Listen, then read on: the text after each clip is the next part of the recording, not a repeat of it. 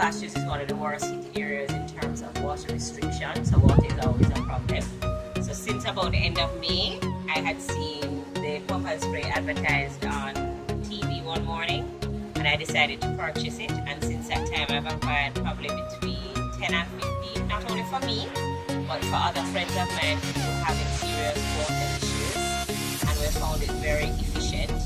Although I have tanks, you know, unless there's NWC water to replace water in the tanks, you have to conserve if you have tanks. And I think the drought is not going to get any better for now.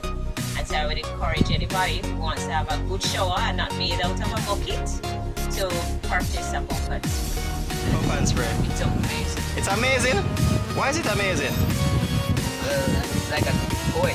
It's like a toy to you? Yeah. It's fun to use? It's very fun. Alright, I love that. Thank you so much.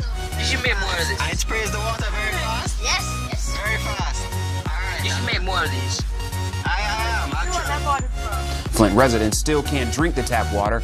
In the midst of catastrophic conditions, a Washington, D.C. based organization is heading an effort to bring clean water to Flint residents in a unique form, portable showers.